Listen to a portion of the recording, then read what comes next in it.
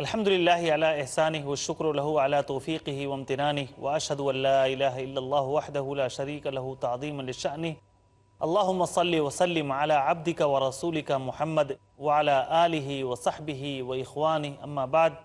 ناظرین اکرام، السلام علیکم ورحمۃ اللہ وبرکاتہ۔ آپ کا میزبان عبدالباسط پروگرام الجھنیں لے کر آپ کی خدمت میں حاضر ہے، اور اسٹوڈیو میں ہمارے ساتھ ہمارے شیخ موجود ہیں، جناب حافظ عبدالعظیم عمری مدنی حفظہ اللہ۔ سب سے پہلے میں شیخ کا استقبال کرتا ہوں۔ شیخ صاحب السلام علیکم ورحمۃ اللہ وبرکاتہ۔ وعلیکم السلام ورحمۃ اللہ وبرکاتہ۔ ناظرین، جیسا کہ آپ جانتے ہیں، پچھلی مجلس میں ہم نے مغربی تہذیب سے متعلق گفتگو کی تھی، اور مغربی تہذیب کی خرابیاں جو ہمارے معاشرے پر اثر انداز ہو رہی ہیں، اس تعلق سے الحمدللہ بہت ساری باتیں آئی تھیں، لیکن گفتگو ہماری ادھوری رہ گئی تھی، اور یہ موضوع اتنا وسیع ہے کہ اسے ایک حلقے میں پائے تکمیل تک نہیں پہنچایا جا سکتا۔ اس لیے انشاءاللہ العزیز آج کی ہماری یہ گفتگو بھی مغربی تہذیب اور مغربی کلچر ہی سے متعلق ہوگی۔ سب سے پہلے میں اپنے شیخ سے جاننا چاہوں گا کہ شیخ، مذہب کے تعلق سے مغربی تہذیب کا کیا نظریہ ہے؟ ان الحمد للہ نحمده ونستعینه ونستغفره ونعوذ باللہ من شرور انفسنا ومن سیئات اعمالنا من يهده الله فلا مضل له ومن يضلل فلا هادي له واشهد ان لا اله الا الله وحده لا شريك له واشهد ان محمدا عبده ورسوله اما بعد۔ مغربی تہذیب مذہب کے تعلق سے کیا نقطہ نظر رکھتی ہے اور مذہب کو کس نظر سے دیکھتی ہے؟ مختصر الفاظ میں اگر ہم کہنا چاہیں تو یہ کہہ سکتے ہیں کہ مغربی تہذیب کی بنیاد مذہب بیزاری پر ہے۔ بے شک۔ یورپ یہ سمجھتا ہے کہ اس نے علوم و فنون کے میدان میں جو ترقی کی وہ مذہب کو چھوڑنے کی وجہ سے کی اور مذہب کو چھوڑنے کے بعد کی، حالانکہ یہ بات اس حیثیت سے درست ہے کہ مذہب کا جو محدود تصور ان کے پاس تھا اور مذہب کو جو حیثیت انہوں نے دے رکھی تھی، اس پس منظر میں ان کی سوچ صحیح ہے، ورنہ تو مذہب کبھی انسان کی ترقی میں رکاوٹ نہیں بنتا، بے شک، بلکہ مذہب ہی انسان کو ترقی کی راہیں روشن کرتا ہے انسان کے لیے۔ بالکل۔ تو مغربی تہذیب کی بنیاد ہی مذہب بیزاری پر ہے۔ یہی وجہ ہے، آپ دیکھیں گے کہ آج بھی یورپی ممالک میں بہت سارے چرچ ہیں جو ویران پڑے ہیں۔ عیسائیت خود عیسائی ممالک میں دم توڑ رہی ہے اور دم توڑ چکی ہے، اور لوگوں کا مذہب سے تعلق ایک رسمی تعلق رہ گیا ہے۔ چنانچہ یورپی ممالک کی لوگوں کا لائف اسٹائل آپ دیکھیں گے تو مذہب سے ان کا تعلق ہفتہ وار تعلق ہے، جی، کہ ہفتہ بھر عیاشی کرو، جو کرنا ہے کرو، سنڈے جو ہے چرچ میں حاضری دو اور پوپ کے پاس اپنے گناہ بخشوا لو، اور پھر چرچ سے کیا نکلے کہ مزید 6 دن کے لیے جو ہے عیاشی کا ارادہ لے کے نکلے۔ جی، یہ صورتحال ہے اس وقت۔ تو بنیادی طور پر مغربی تہذیب اس بات کی تعلیم دیتی ہے اور یہ سکھاتی ہے کہ مذہب ہر انسان کا ایک پرائیویٹ معاملہ ہے، اس کو زندگی کے اسٹیج پر رول ادا کرنے کا کوئی حق نہیں۔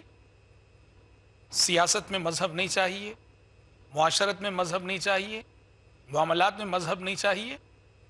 مذہب بس ہر انسان کا ایک پرائیویٹ معاملہ ہے، عبادت خانوں ہی تک محدود ہے۔ وہ عبادت قانون تک محدود ہے۔ وہ جو چرچ کی 4 دیواری ہے، مذہب بس اسی 4 دیواری میں محدود ہے، اس سے باہر قدم رکھنے کا کوئی حق نہیں مذہب کو۔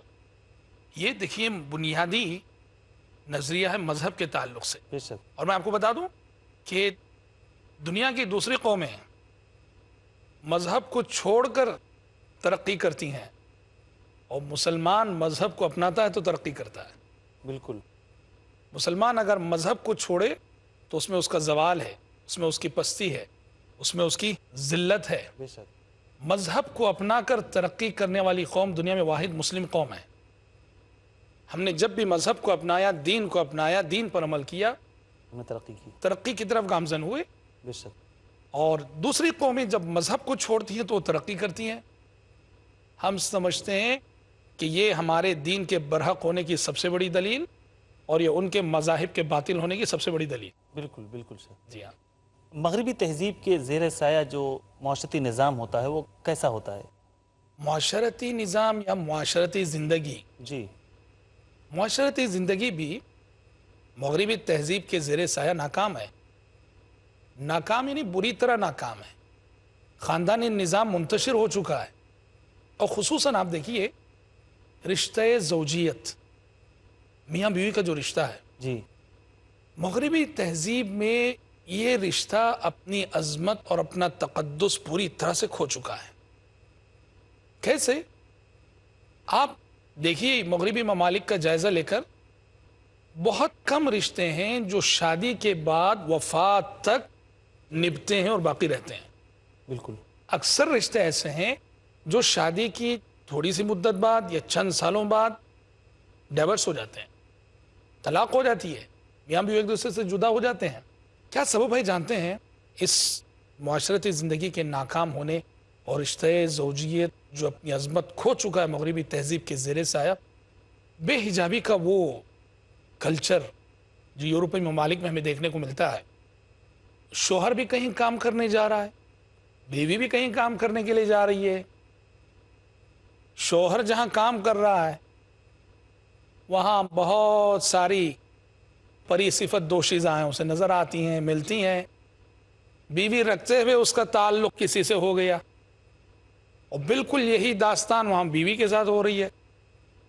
بیوی کام کرنے کے لیے جا رہی ہے، اس کی ملاقات بہت سارے مردوں سے ہو رہی ہے، تعلقات ہو رہے ہیں، گفتگو ہو رہی ہے، اور دھیرے دھیرے داستان عشق میں تبدیل ہو رہی ہے گفتگو.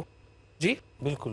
ادھر شوہر کی دلچسپی بیوی سے ہٹ کر کسی اور میں ہونے لگتی ہے، اور بالکل وہی ادھر بیوی کی دلچسپی اپنے شوہر سے ہٹ کر کسی اور میں. کسی اور میں ہونے لگتی ہے. وہ کسی اور کا ہو رہا ہے، وہ کسی اور کی ہو رہی ہے. بتاؤ اب کیسے نبھے گئے رشتہ؟ جی. تو اس طرح رشتہ زوجیت بری طرح سے ناکام ہے. اور اسی طرح سے آپ دیکھیے والدین اور اولاد کا رشتہ، اتنا مقدس رشتہ، اتنا عظیم رشتہ، مغربی تہذیب کے زیر سایہ یہ رشتہ بھی اپنی عظمت کھو چکا ہے. والدین جو بڑا سے بڑا تحفہ، بڑا سے بڑا ہدیہ اور بڑی سی بڑی نعمت جو اپنی اولاد کو دے سکتے ہیں وہ ہے تربیت. بالکل. سچی تربیت، بے شک. کہ اچھا انسان بنائے اس کو، مسلمان بنائے اس کو، ایمان اور عقیدے کا سبق دے اس کو. مغربی تہذیب میں ہوتا یہ ہے کہ آزادی فکر و عمل کا جو نعرہ مغرب نے لگایا ہے، اس کے نتیجے میں والدین کا جو حق تربیت ہے وہ سلب ہو چکا ہے. شریعت کہتی ہے والدین کو تربیت کرنے کا حق ہے، اور تربیت اگر ڈانٹنے کا تقاضا کرتی ہے تو والدین اپنے بچوں کو ڈانٹ سکتے ہیں، بھی سختی بھی کر سکتے ہیں. کر سکتے ہیں. تربیت اگر بچوں کو مارنے کا تقاضا کرتی ہے تو والدین مار سکتے ہیں. یہ حقوق والدین کو شریعت نے دیے ہیں، اور صحیح معنوں میں ان حقوق کے ملنے کے بعد ہی تربیت ہو سکتی ہے. مغربی تہذیب والدین سے یہ حقوق چھین لیتی ہے، والدین کو حق نہیں دیتی.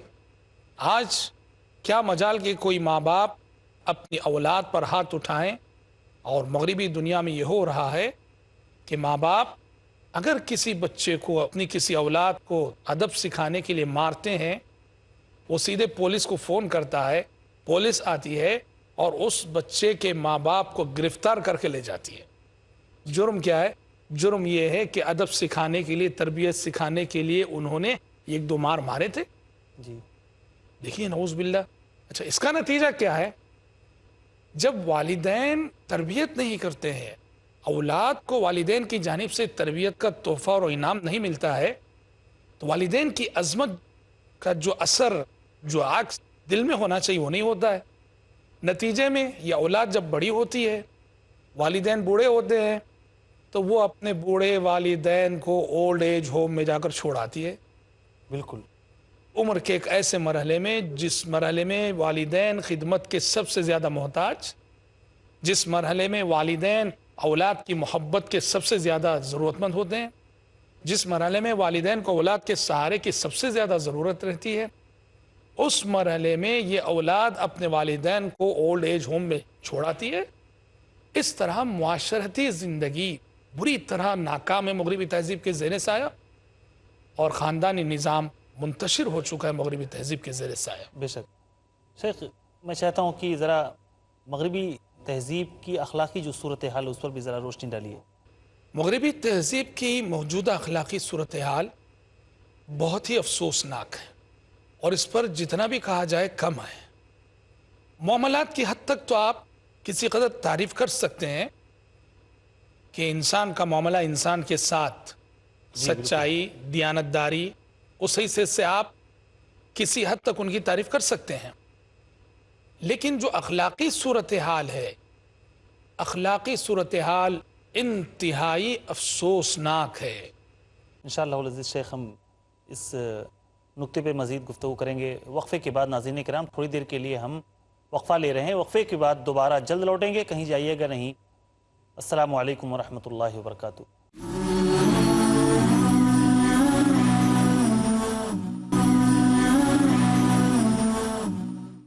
السلام علیکم ورحمۃ اللہ وبرکاتہ. ناظرین کرام وقفے کے بعد دوبارہ آپ کی خدمت میں حاضر ہیں.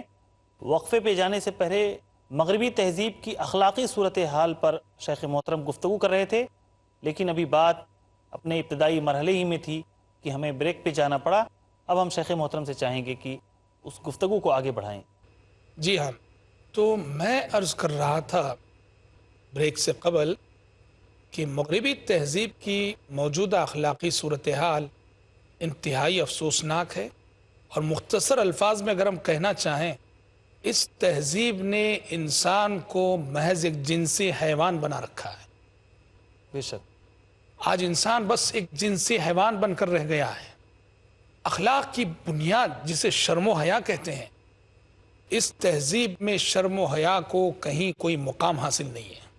جی بالکل. بخاری شریف میں پیارے نبی صلی اللہ علیہ وسلم نے فرمایا، ان مما ادرک الناس من کلام النبوۃ الاولى اذا لم تستحی فاصنع ما شئت، کہ پچھلے پیغمبروں کی جو حدیثیں اس دنیا میں باقی رہ گئی ہیں، اس میں سے ایک حدیث یہ بھی کہ پچھلے پیغمبروں نے اپنی اپنی امتوں کو اس بات کی تعلیم دی تھی کہ شرم و حیا کو اپناؤ، اگر تمہارے اندر شرم و حیا نہیں تو جو چاہے کر گزرو.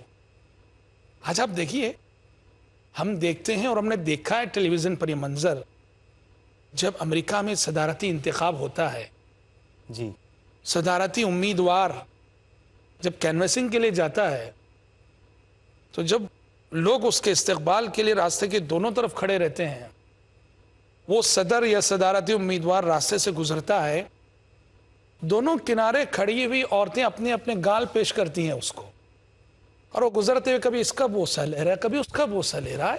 استغفر اللہ. انا للہ و انا الیہ راجعون.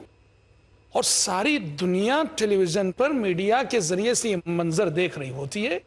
تعجب ہوتا ہے، کیا ان عورتوں کے شوہر نہیں ہیں؟ کیا ان عورتوں کے بھائی نہیں ہیں؟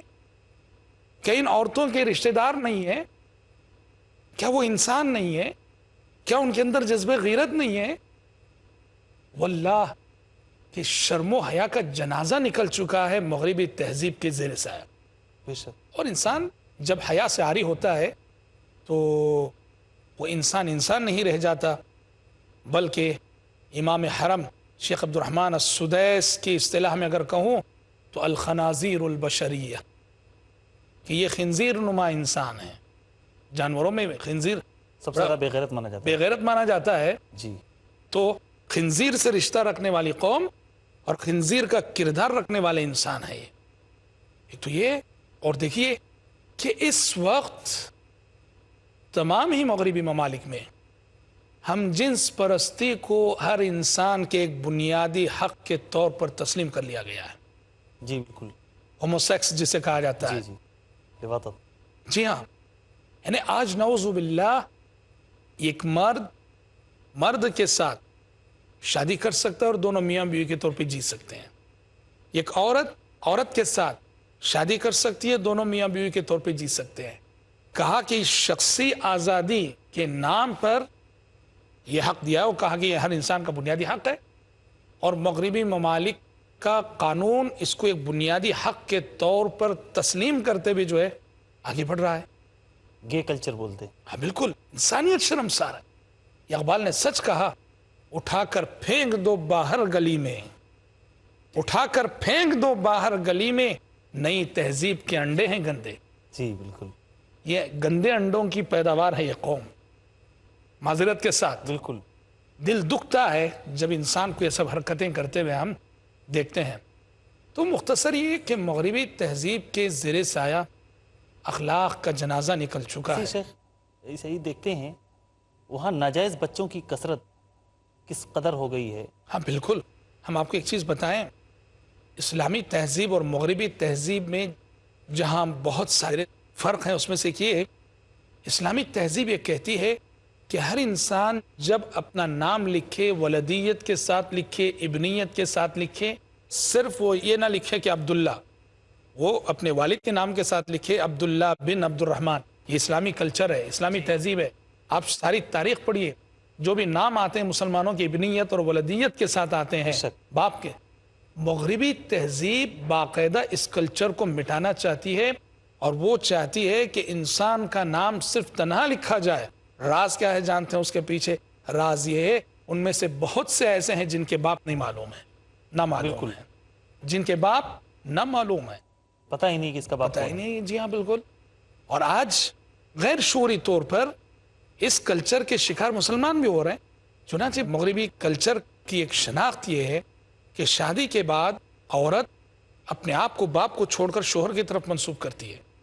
اور آج دیکھو مسلمانوں میں بھی وہ چیز آ رہی، نعوذ باللہ. جی شادی کے بعد اپنے شوہر کا نام اپنے نام سے جوڑتی ہے. ہاں، شوہر کا نام اپنے نام سے جوڑتی ہے، یعنی اپنے نام کے بعد شوہر کا نام، جہاں باپ کا نام آنا چاہیے وہاں شوہر کا نام آتا ہے.